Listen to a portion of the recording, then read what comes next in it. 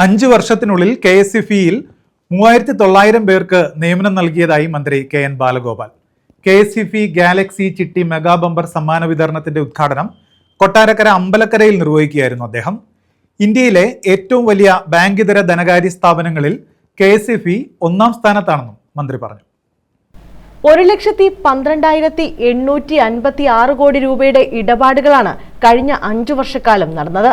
ഉയർന്ന സേവന വേതന വ്യവസ്ഥ നൽകുന്ന സ്ഥാപനമാണ് KSEFE എന്നും മന്ത്രി KN ബാലഗോപാൽ പറഞ്ഞു. KSEFE ഗാലക്സി ചിട്ടി മെഗാ ബമ്പർ സമ്മാന വിതരണത്തിന്റെ ഉദ്ഘാടനം കൊട്ടാരക്കര അമ്പലക്കരയിൽ നിർവഹിക്കുകയായിരുന്നു അദ്ദേഹം.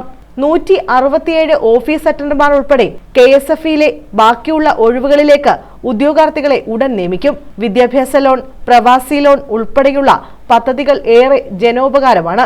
KSEFE-യുടെ ഫണ്ട് ഉപയോഗിച്ച് വയനാട് ചൂരൽമലയിലെ ദുരിതബാധിതർക്ക് ആശുപത്രി ബ്ലോക്ക് നിർമ്മിച്ചത് മാതൃകാപരമായ പ്രവർത്തനമാണെന്നും മന്ത്രി പറഞ്ഞു. ബാങ്ക് ഇതര ധനകാര്യ സ്ഥാപനങ്ങൾ ഒന്നാം സ്ഥാനമുള്ളത് KSEFE. കഴിഞ്ഞ ഏതാനും മാസം മുമ്പ് KSEFE ഒരു വലിയ ക്യാമ്പയിൻ നടത്തിയിരുന്നു. 1,00,000 കോടിയുടെ ചിട്ടി. ആ 1,00,000 കോടിയായിരിക്കുന്നു കേരളത്തിലെ KSEFE-യുടെ ആകെ ബിസിനസ് സംബന്ധിച്ചത്. ഇന്നിപ്പോൾ ഇവിടെ നമ്മൾ യോഗം ചെയ്യുമ്പോൾ KSEFE-യുടെ ബിസിനസ് 1,12,886 കോടിയായി കുറച്ചു. 5 വർഷം മുമ്പ് ഉണ്ടായിരുന്ന ബിസിനസിന്റെ ഇരട്ടിയിലധികം 50,000 കോടി താഴെയായിരുന്നു. ഇരട്ടിയിലധികമായി KSEFE-യുടെ ബിസിനസ് വർദ്ധിക്കുന്നു. ഇടപാടുകാർ എണ്ണം കൂടിയിരിക്കുന്നു. KSEFE ചിട്ടി എന്ന് പറഞ്ഞാൽ സുരക്ഷിതമായി നമ്മൾ അറിയാതെ തന്നെ ഓരോ മാസവും ചെറിയൊരു തുക, വലിയ തുകയായാലും ചെറിയ തുകയായാലും അടച്ച് അതൊരു വലിയ സമ്പാദ്യമാവുന്ന പദ്ധതിയാണ് ചിട്ടി. ചിട്ടിയുടെ കൂടെ മറ്റു പല കാര്യങ്ങളും KSEFE നടത്തുന്നുണ്ട്.